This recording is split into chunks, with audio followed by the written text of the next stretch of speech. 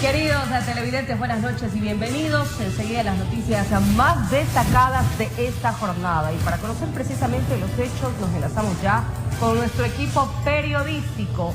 Julio César Saona y Charlie Pisa. Compañeros, bienvenidos. Empezamos contigo, Julio César. ¿Qué noticias nos tienes? Buenas noches. Anali, amigos televidentes, buenas noches. Así es, continúan los operativos en distintos puntos de la ciudad de Guayaquil. Sin embargo, pese a esto, también hubo un hecho violento que se suscitó en el noroeste de la ciudad de Guayaquil. Más adelante tendremos detalles respecto a lo que ha ocurrido. Por supuesto. Ahora nos quedamos contigo, Charlie. Coméntanos un poco sobre un hecho macabro también registrado en el puerto principal. Así es, Ana y Julio César, amables televidentes, las historias que se conocían o que cubríamos en el distrito Nueva Prosperina con cuerpos desmembrados, arrojados y dejados en varias calles o avenidas en sacos. Ahora esta historia se repitió en el cerro de Mapasingue Este la mañana de hoy. Aquí les tenemos un reportaje que nuestro compañero del equipo de la mañana les preparó. Veamos.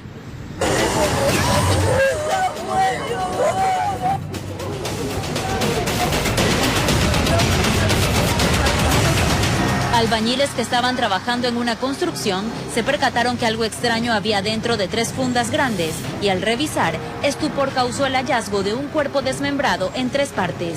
Trabajadores de una construcción aledaña, al sacar sus escombros se dan cuenta que existen estas bolsas, verifican y se encuentra un cuerpo que se encuentra con varias partes anatómicas desmembrado, ¿no? Personal de la Policía Nacional se acerca y efectivamente verifica que se trataría de un cuerpo de una persona de sexo masculino, de entre unos 30 a 35 años de edad. Tenemos una bolsa grande donde se encontraría la parte principal y en otras 2 bolsas también estaría otras partes anatómicas que completarían un solo cuerpo. Este horrendo caso se registró en la cooperativa Corazón de la Patria en Mapasingue Este. Asustada, es primera vez que se ve esto. Yo tengo ya 20 años viviendo aquí y nunca ha habido eso. La DINASED investiga la identidad de este hombre que fue descuartizado, cuyos restos fueron dejados en un basurero improvisado del sector. Se tendrá que hacer la autopsia médico-legal y los análisis correspondientes primeramente para establecer la identidad y a partir de esa identidad avanzar con la investigación. Camisa de color negro, pantalón jean, de lo que se puede visualizar. Están cerradas las fundas. ¿Por qué? Porque el análisis se tiene que hacer en el laboratorio para tratar de buscar la mayor cantidad de indicios sobre estos elementos que se encuentran con el cuerpo. Fundas con cuerpos desmembrados siguen apareciendo en la ciudad. El más reciente caso, el 1 de junio en el Canal de la Muerte en la cooperativa Janet Toral al noroeste de Guayaquil, donde 2 hombres jóvenes fueron desmembrados en 6 partes y envueltos en sacos. Sí, lamentablemente es un nuevo modus operandi que están adoptando los grupos de delincuencia organizada y sí se ha visto varios aquí en el distrito. Informó Roselena Vasconés. Cabe mencionar que esa modalidad de asesinar macabra se está repitiendo continuamente durante estas últimas semanas. No solo en el distrito Nueva Prosperina, ahora en el distrito Florida. Se ha presentado también en sectores y barrios del sur de Guayaquil, pero específicamente en Mapasingue Este. Lo que ocurrió hoy en la mañana, los habitantes indican y piden a la Policía Nacional que en cada una de las calles de subida o bajada del cerro haya mayores controles en horas de la madrugada, porque además de estos hechos macabros están pintando las calles las organizaciones delictivas para delimitar lo que es este sector para cobrar las denominadas vacunas para las extorsiones. Adelante, buenas noches. Alarmante situación. Te agradecemos, Charlie, por este reporte. Bien, retomamos la comunicación contigo, mi querido Julio César. Te escuchamos. Muy bien, buenas noches nuevamente, Anali. 22 horas con 4 minutos y efectivamente en el sector de Flor de Bastión se registró un nuevo hecho violento. Una persona recibió 8 impactos de bala, por lo menos esa es la información preliminar que nos han podido proporcionar algunas de las personas que fueron testigos de este suceso que se dio durante horas de la tarde de este martes. Tenemos el informe, adelante con el video. Un nuevo hecho violento se registró en el sector conocido como Flor de Bastión, esto al noroeste de Guayaquil. Según lo que contaron habitantes de la zona y testigos, desconocidos en una moto llegaron hasta donde se encontraba la víctima y luego solo se escucharon los disparos. El cuerpo quedó tendido en la calzada entre el asombro y el temor de los moradores del lugar. Un video en redes sociales mostraba cómo el occiso era atracado en el piso por sujetos desconocidos de la zona. La policía hizo su arribo para poder tener claro el panorama de lo que había ocurrido. Todo estaría por confirmar si el fallecido presentaba antecedentes, mientras que elementos de criminalística tampoco dieron detalles de lo que sucedió en este sitio. Solo aseguraron que verificarán las cámaras de seguridad que hay en el punto para determinar lo que ahí pasó. Luego de este hecho, moradores del lugar también decidieron ingresar hasta sus viviendas para evitar cualquier tipo de nuevo suceso violento. No quisieron dar declaraciones a las cámaras, pues temen una posible retaliación. Informó Julio César Saona. 22:07 de la noche, y lo que podemos confirmar es que la policía continúa realizando operativos de control en todo el sector Nueva Prosperina y La Florida, más que nada para evitar que se den hechos violentos como el que acabamos de ver. Parte de todo, pues hay un poco de sigilo por parte de las autoridades de seguridad, más que nada porque se están llevando a cabo las operaciones de inteligencia para dar con los sospechosos de los distintos actos que el AMPA ha podido asestar durante los últimos días en este sector del noroeste de la ciudad de Guayaquil. Bien, ese es el informe que tenemos hasta esta hora de la noche. Anali, querida, tú tienes más información desde estudios. Buenas noches. Por supuesto, Julio César, gracias. Seguimos con más temas de Crónica Roja. La policía investiga los motivos en torno al crimen de 2 personas en la parroquia Pascuales. Entre las víctimas se registra un menor de 13 años de edad.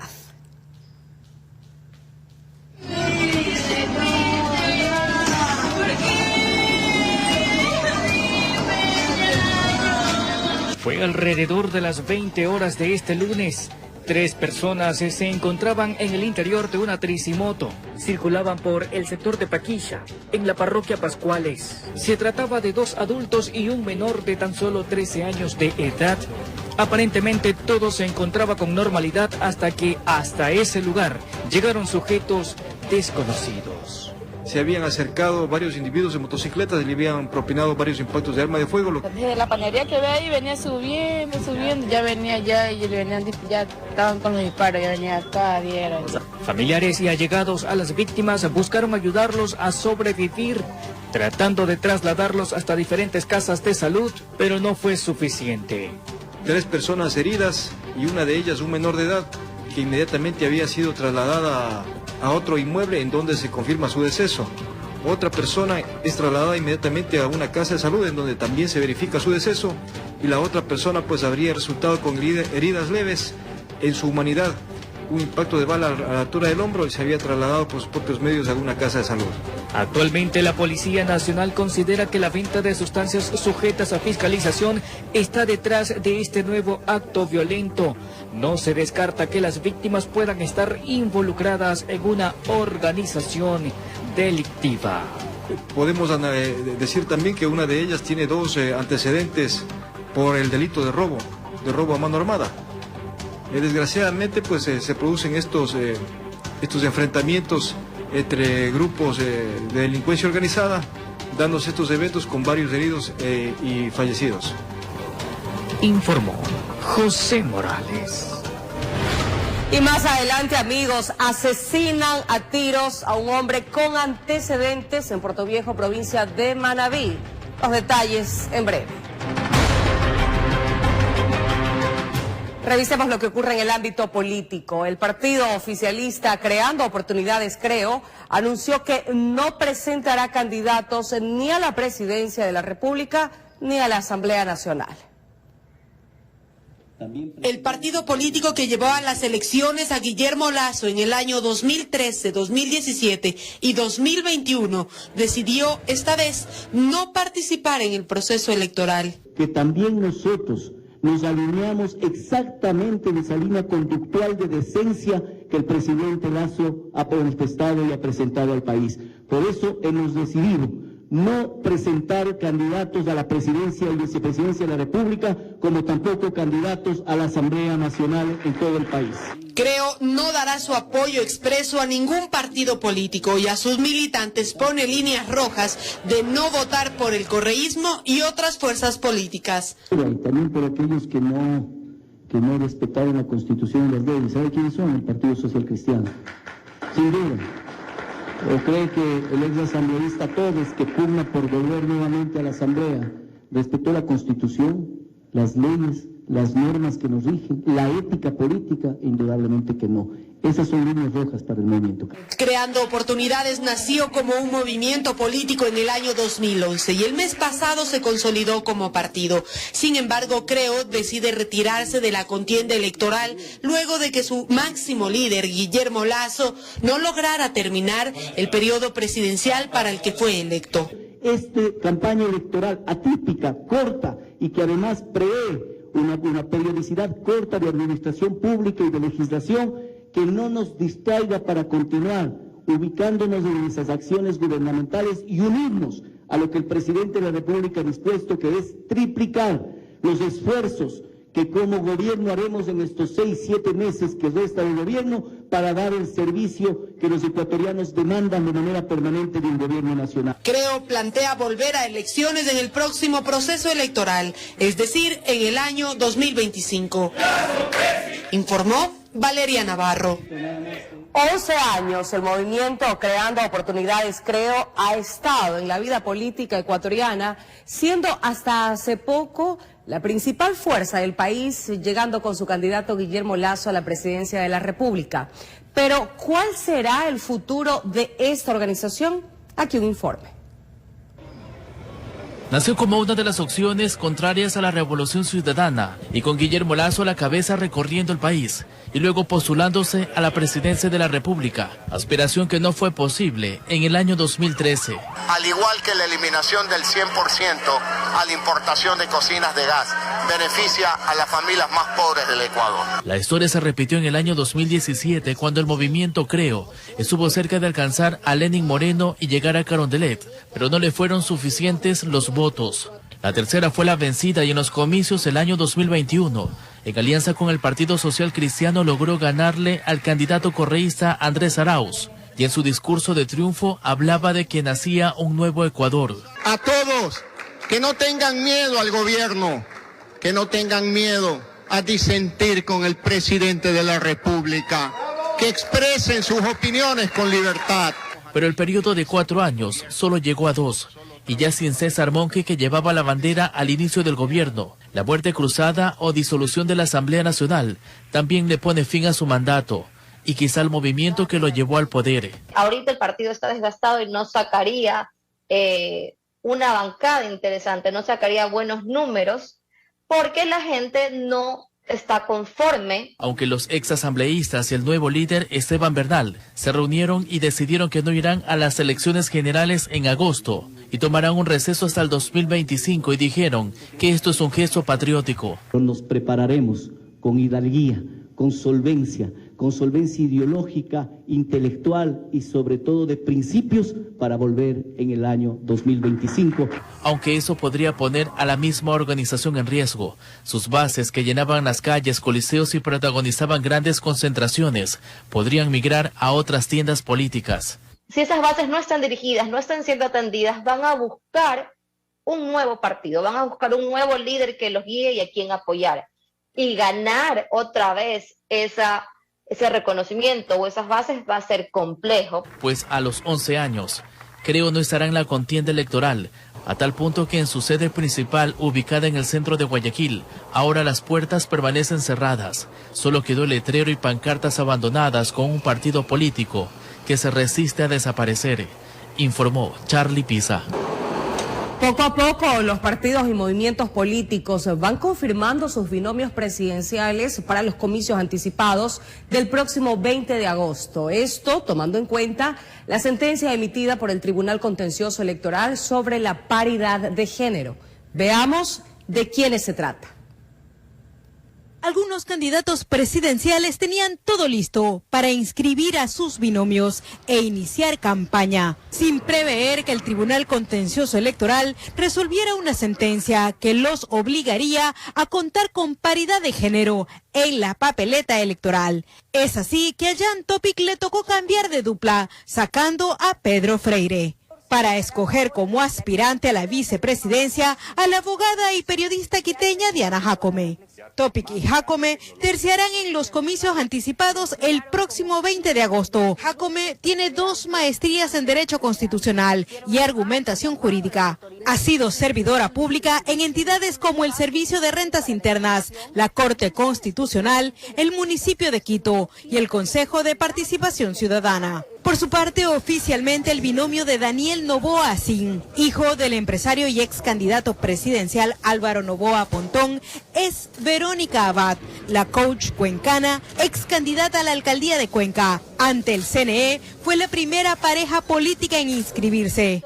Verónica Abad ha realizado por muchos años labor social. Tiene títulos profesionales en comercio y administración de empresas. Por su parte, el ex asambleísta Fernando Villavicencio definió quién será su compañera en la carrera hacia la presidencia de la República. Se trata de la ambientalista guayaquileña Andrea González. González es ingeniera en gestión tecnológica en medio ambiente, ha laborado en comunicación ambiental y ha tenido varios proyectos de impacto socioambiental. Fue candidata a viceprefecta del Guayas y a la Asamblea Nacional. Este será su tercer intento en busca de un cargo de elección popular. Los partidos y movimientos políticos se quedan sin tiempo. El cronograma electoral corre aceleradamente. Deben decidir sus cuadros presidenciales, sin contar con los nombres que deberán incluir en las listas para asambleístas. Informó Maite Morán.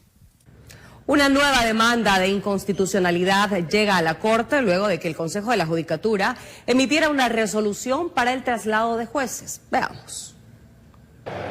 Los abogados Ramiro García, Pablo Encalada y Caterín Barona llegaron hasta la Corte Constitucional para presentar una demanda de inconstitucionalidad por una resolución emitida el pasado 25 de mayo por el director general del Consejo de la Judicatura. La misma trata sobre el traslado de jueces. Es que esto puede servir como un mecanismo de coacción para que los jueces resuelvan en función de lo que el Consejo de la Judicatura quiere. Ahora esto puede ser utilizado con o resuelves de esta forma o te mando al lago agrio, ¿no es cierto?, si tienes tu domicilio en Cuenca o en Loja, etc. El instructivo en su artículo 6 regula el proceso del traslado de las y los jueces y servidores judiciales administrativos en los siguientes casos: necesidad del servicio institucional, razones de incompatibilidad por relación familiar, enfermedades, seguridad, solicitud de la o el juez, traslado por sospechas de actos de corrupción y traslado mutuo entre jueces. Por una cuestión de seguridad, los jueces piden un traslado, uno entendería, pero en varias de esas normas previstas en este instructivo, se prevé la necesidad de que por necesidad institucional estos puedan ser cambiados. Entonces, si la respuesta fuera solo aquella, por peligro y con la aceptación del juez, no habría problema. El tema es que ahí se camuflen otras formas, ¿no es cierto?, de interferir en la justicia y de restarles a ellos estabilidad y tranquilidad. Sin embargo, quien autorizará o no este traslado es el propio director general o provincial del Consejo de la Judicatura. Es el malestar que ya se ha generado en todo el país, en el ámbito judicial, por la inestabilidad que esto produce a los jueces y demás operadores judiciales. Están sometidos a la voluntad de un ente administrativo, como el director general del Consejo de la Judicatura. Es el órgano administrativo el que termina decidiendo qué juez resuelve tal causa en qué jurisdicción. Esto se presta para una cantidad de temas, inclusive de corrupción. En su artículo 2 de este reglamento señala explícitamente que no serán sujetos a estas regulaciones las dependencias judiciales especializadas en delitos relacionados con corrupción y crimen organizado, informó Valeria Navarro.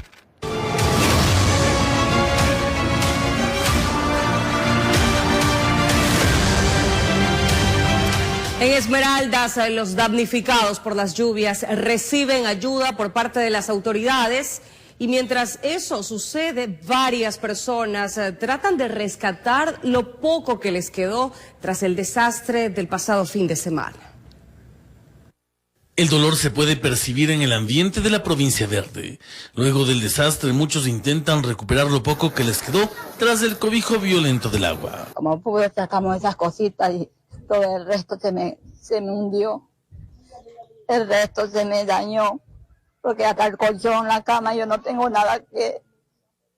Entonces yo le pido por favor que me ayude. Esta mujer en su casita ya no podrá entrar. La misma quedó frágil y dormir en ella sería arriesgar la vida. Al menos esta mujer aún puede ver en pie lo que fue su hogar. Otros corrieron con suerte distinta. Tenemos también en la unidad educativa alrededor de 5 familias que están, en este caso que las casas se le fueron, que están albergadas directamente, a más de todas las afectaciones que tiene la parroquia Tabiazo. Esperan que los albergues no lleguen a saturarse, por lo que se generaliza la idea de que aquellos que puedan se apoyen en las casas de familiares o vecinos cercanos. En el corto y mediano plazo, insisten, el pedido es créditos e incentivos para salir adelante. Que vea cómo van, porque le den crédito, que le den todo, porque realmente han quedado en la ruina. Así que esperemos porque las autoridades pues hagan algo, pero para allá. Es un sentir generalizado, pues para el momento, si bien las ayudas y kits de alimentos han llegado, falta lo más complejo, la recuperación de toda una provincia. Informó Javier Rosero. El COE Nacional se declaró en sesión permanente con el fin de coordinar acciones de preparación y respuesta ante la época lluviosa y el fenómeno del Niño. La decisión fue resuelta en el Palacio de Carondelet. Por disposición del señor presidente de la República, hoy se instaló el COE Nacional para tratar exclusivamente sobre el fenómeno del Niño. Esta declaración del vicepresidente de la República, Alfredo Borrero, brinda ya una primera advertencia de lo que podría significar el no estar preparados como país para la llegada del Niño. El gobierno con la sociedad tienen que formar un tejido común para estar listos, prevenidos ante un fenómeno de envergadura inmensa que puede golpear a la República del Ecuador. Aunque aún no son los efectos del fenómeno del Niño, Esmeraldas es la muestra del desastre que generó algunas horas de aguacero durante esta época de lluvia. Hoy acabamos de recibir el pedido formal del COE cantonal de Esmeraldas, que pide que se declare en emergencia vial y de infraestructura a la provincia de Esmeraldas. Al momento se espera algunos estudios que, según la autoridad, servirán para declarar o no en emergencia la red vial de Esmeraldas. Mientras se analiza la posibilidad, obras de mitigación se ejecutan. Yo he mandado un puente baile a nombre del gobierno nacional para solventar el problema en el Aguacate, pero ahora se rompió la carretera más adelante también. Entonces, el daño en la infraestructura vial que corresponde al gobierno es grande, hay que hacer obras de infraestructura vial, eso va a tomar al menos un par de semanas para comunicar nuevamente a Muisne. Claro que es ahí donde nace la interrogante de si existe planificación para ejecutar las obras de recuperación, sin que el fenómeno del Niño deje en la nada lo elaborado. La fórmula del ministro de Transporte es la siguiente. A propósito que ya llegue el fenómeno del Niño también, es decir, van a seguir viniendo las lluvias y va a seguir destruyéndose. ¿Y tú qué quieres? ¿Que deje el hueco? ¿Que deje incomunicado a Muisne?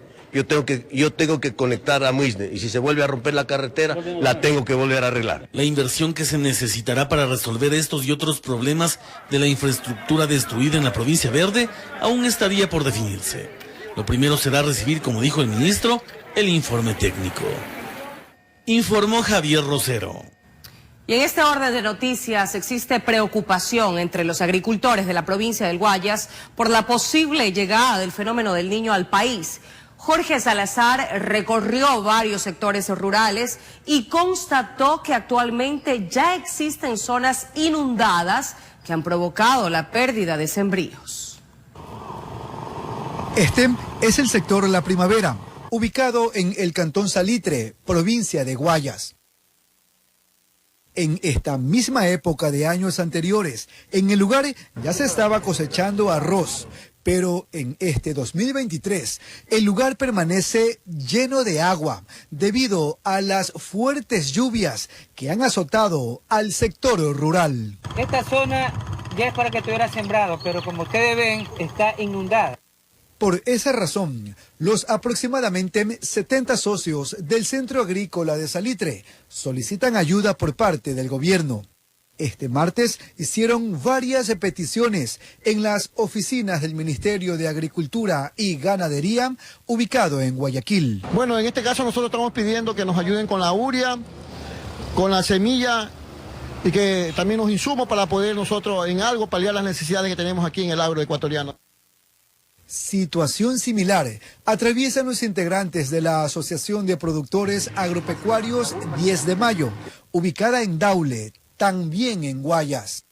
Actualmente ellos están sembrando, pero con el riesgo de perder sus cultivos. Estamos inundados, no se sabe si será a trabajar, a sembrar. Y aquí andamos con este personal así porque tenemos que buscar dónde las partes más altas para poder trabajar. Según el MAG, de enero a abril del presente año, los efectos de las lluvias han dejado en el país más de 15.000 hectáreas con pérdidas totales y cerca de 11.000 hectáreas con afectaciones parciales. Aunque esto sería solo la antesala de algo mucho mayor, informó Jorge Salazar. Cambiamos de tema. Alrededor de 1.000 uniformados se suman a las filas de la institución policial. Son profesionales de diferentes ramas que apoyarán en la lucha contra la inseguridad. El presidente Guillermo Lasso estuvo presente en el acto de graduación. Estos 960 nuevos miembros de la Policía Nacional, 569 hombres y 391 mujeres, desde hoy deberán poner en práctica lo aprendido en las aulas durante más de 6 meses. No solo necesitamos armas, municiones, vehículos y otros equipos para enfrentar la delincuencia. También requerimos de profesionales que aporten con sus conocimientos. Se trata de abogados, arquitectos, economistas, ingenieros y comunicadores que como un eslabón pretenden aportar desde sus áreas en beneficio de la sociedad. Con su preparación académica, desde ahora ustedes se suman a esta cruzada nacional en contra del crimen organizado. Además, se aplicó la nueva malla curricular de la institución con respeto a derechos y sobre todo un respeto profundo al género. El presidente Guillermo Lasso recordando que al inicio de su mandato contaba con 52.000 policías. Para este mes serán 65.000 y en noviembre se incorporarán 5.000 más. El jefe de Estado esperando que su legado tenga futuro. Espero con un nuevo gobierno esto continúe y no se interrumpa, porque debemos fortalecer a nuestras instituciones. Informó Héctor Romero. 22 horas con 27 minutos y es momento de un corte comercial, pero al volver, en Haití un sismo de 4,9 grados de intensidad provocó varios muertos y heridos en ese país del Caribe que ya era azotado por inundaciones.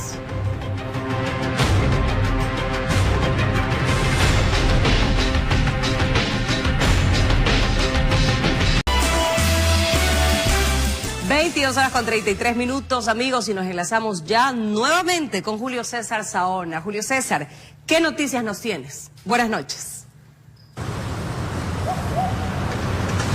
Ana y amigos televidentes, muy buenas noches. Un gusto poder acompañarlos nuevamente. Bien, ¿cuál es la situación que se está dando acá en la avenida Francisco de Orellana, norte de la ciudad de Guayaquil, específicamente en donde se concentran los centros comerciales? Y es que se está dando un operativo que no solamente se va a dar en este punto, sino que va a rotar. Es decir, que se van a concentrar en otros sectores de la ciudad de Guayaquil, más que nada para evitar el aumento de la delincuencia, evitando, más que nada, como ya les dije, el hecho de que los actos delictivos se ejecuten, se lleven a cabo por acá. Pues no, justamente estamos con el comandante, por favor, Yuri Narváez, frente a la cámara. Buenas noches, comandante, gusto por tenerlo acá con nosotros. Cuéntenos, la concentración que se está haciendo no solamente es aquí, hay distintos operativos que se despliegan en otros lugares, ¿no?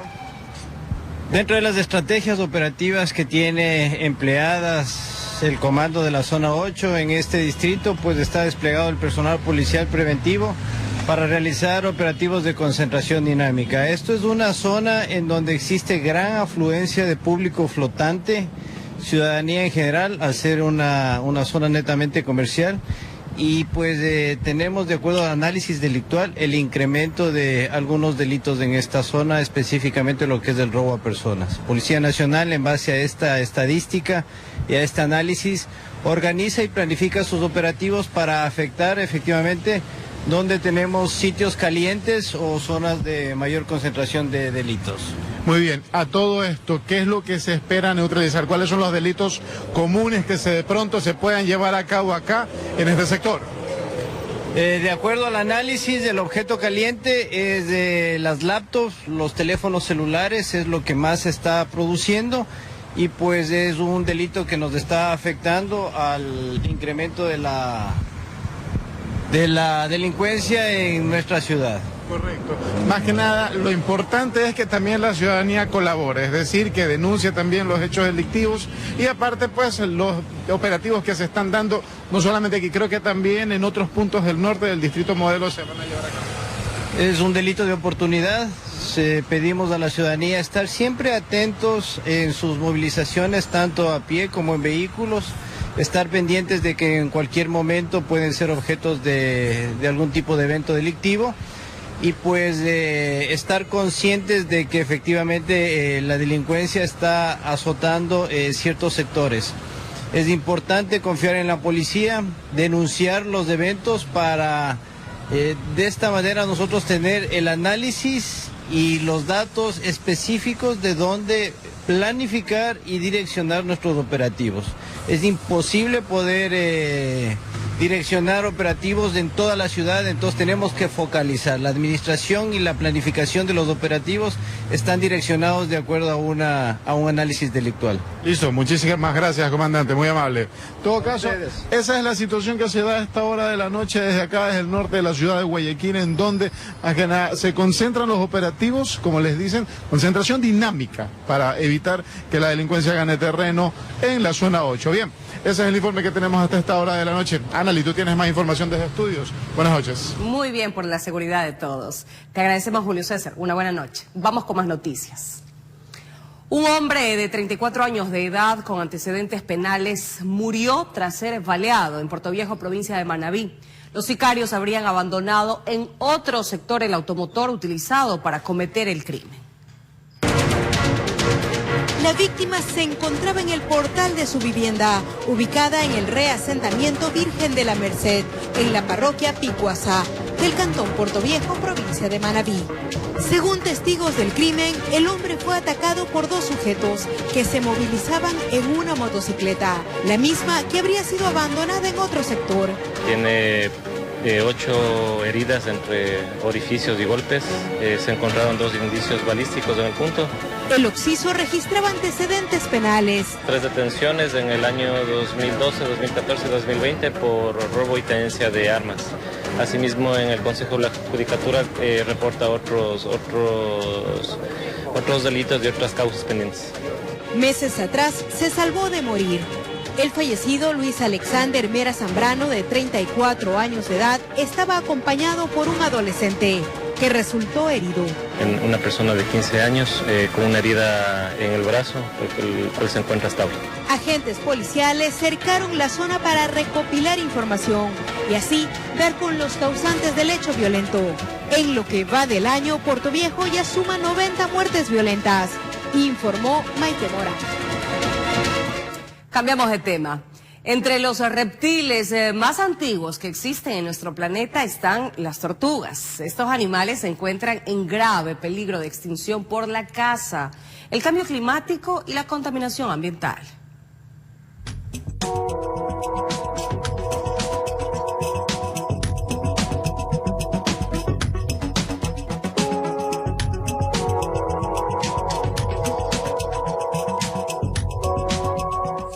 Desde hace casi 230 millones de años, antes que los grandes dinosaurios caminaran por el mundo, ellas ya estaban en la Tierra. Las tortugas son uno de los reptiles más antiguos que aún perdura en nuestro mundo. Se han adaptado para sobrevivir a los cambios extremos de nuestro planeta.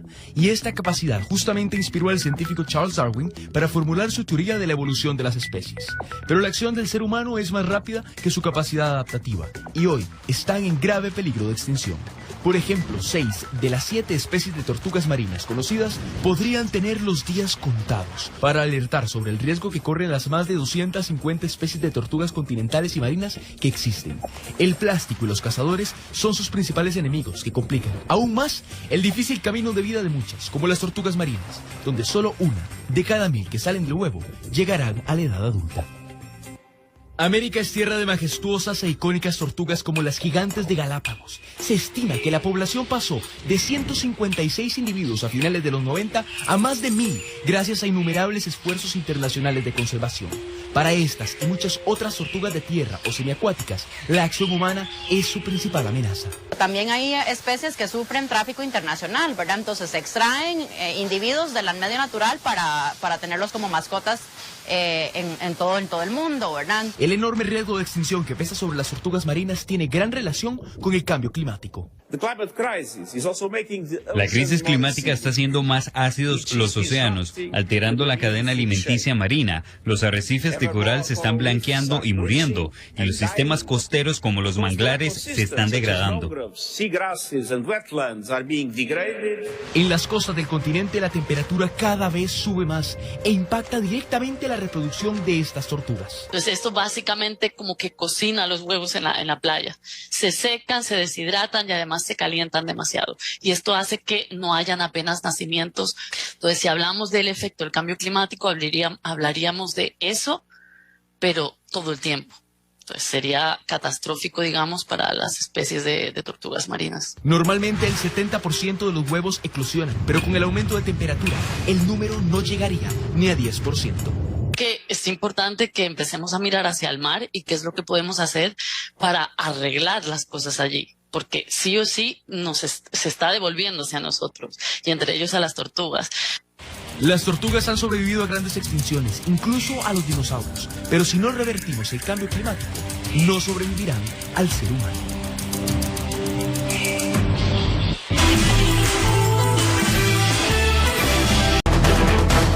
Revisamos lo que ocurre en el ámbito internacional. En Ucrania, un ataque provocó la destrucción de la represa Kakhovka, ubicada en una zona del sur controlada por Rusia, provocando graves inundaciones y que ha puesto en peligro a la mayor central nuclear de Europa, además de amenazar el suministro de agua potable. Ucrania ha acusado a Rusia del ataque. Autoridades de ambos países ordenaron evacuar a los residentes de las zonas afectadas. El presidente de Ucrania, Volodymyr Zelensky, expresó que se trata de un acto terrorista y un ecocidio brutal y que Rusia está en guerra contra la vida, la naturaleza y la civilización. En Haití, un sismo de magnitud 4,9 sacudió el sur de ese país, causando al menos 4 muertos y 36 heridos. El terremoto se registró antes del amanecer cerca de la ciudad costera de Jérémy, a una profundidad de 10 kilómetros. 3 de los cadáveres fueron encontrados bajo una casa derrumbada donde los socorristas buscaban a más personas. Varios niños fueron hospitalizados para ser tratados por las lesiones que sufrieron tras salir corriendo presas del pánico. Mientras que en Nigeria al menos 30 personas fueron asesinadas por hombres armados que atacaron varias aldeas en el noroeste de ese país africano. Según testigos, los pistoleros viajaban en una veintena de motocicletas. Todas las personas asesinadas eran miembros de un grupo de vigilancia. Al parecer, los atacantes asaltaron las aldeas después de que algunos de sus habitantes pidieran su ayuda, alegando acoso por parte de los vigilantes. Y en Estados Unidos, un hombre ingresó a una cárcel del noroeste de Indiana y tras verter un acelerante en el piso prendió fuego al lugar. El hecho fue captado por las cámaras de seguridad del sitio. Por fortuna, el fuego se extinguió rápidamente y nadie resultó herido. La policía desconoce el motivo del ataque y busca al hombre. 22 horas con 49 minutos, nos vamos a un corte comercial, pero al volver capturan en El Oro a un pastor que era requerido por la justicia por el presunto delito de violación. Volvemos de inmediato.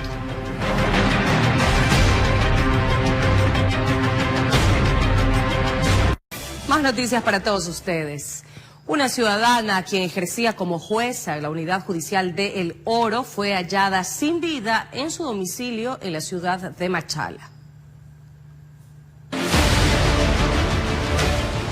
Al interior de esta vivienda, ubicada en una urbanización privada, ha fallado el cuerpo sin vida de Ana Paulina Yepes, quien presuntamente se habría quitado la vida. Se encontraba en la cama.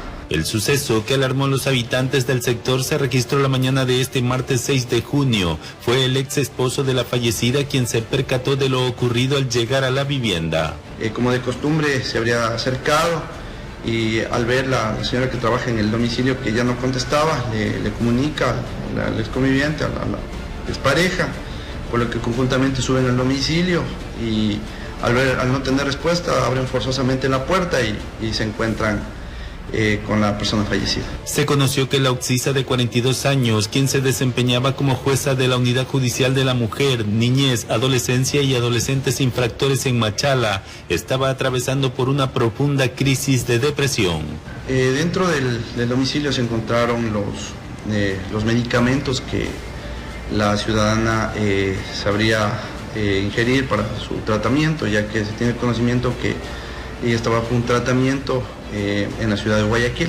Personal de DINASED y Criminalística junto al fiscal iniciaron el proceso de investigación. La fallecida deja 2 hijos en la orfandad y un vacío en la función judicial, informó Richard Ceballos. Capturan al pastor de una iglesia requerido por la justicia por un presunto delito de violación. Agentes de la Dirección de Investigación contra la Violencia de Género, Mujer, Niñez y Adolescencia por varias semanas le siguieron la pista a un religioso que supuestamente, aprovechando su jerarquía, habría agredido sexualmente a un menor de edad. Por el presunto delito sexual pesaba sobre el hombre de 61 años de edad una boleta de captura. Quien habría aparentemente hace años atrás realizado una agresión sexual, violación a un menor de edad, en este caso un niño, ¿sí?, quien tiene varias secuelas hoy por hoy en la edad que él está atravesando. El pastor fue ubicado en el cantón Santa Rosa de la provincia del Oro. Aparentemente se radicó en la frontera sur del país, evadiendo a la justicia, supuestamente tras conocer que fue denunciado por sus actos, salió de la ciudad capital. El mismo que durante meses había estado prófugo de la justicia. Este ciudadano es requerido específicamente por el Departamento de Violencia de Género, la Fiscalía General del Estado. Luego de la valoración médica, las unidades policiales lo trasladaron hasta la ciudad de Quito, donde fue entregado a las autoridades competentes. Al pastor ni las plegarias le salvaron del extenso brazo de la ley. Tiene él un culto, era pastor de este sector, el mismo que de hecho es la manera como él captaba a estos niños. Aparentemente la Fiscalía sigue realizando investigaciones para ver si se tienen más víctimas. Pero fue un doble golpe policial. El pastor estaba acompañado de su esposa de 51 años de edad. Al verificar en el sistema CIBNE, saltó la alerta que la mujer estaba con boleta de captura vigente por un presunto delito de estafa. Seguramente los dos rezaban a la divinidad para que le salve de sus pecados, pero sus plegarias no fueron escuchadas, informó Iván Casamen. Que sean castigados con todo el rigor de la ley. De esta manera nosotros finalizamos. Un fuerte abrazo para todos ustedes. Ya está con nosotros Guachito Sánchez. Guachito, es un gusto como siempre. Bienvenido. Igual.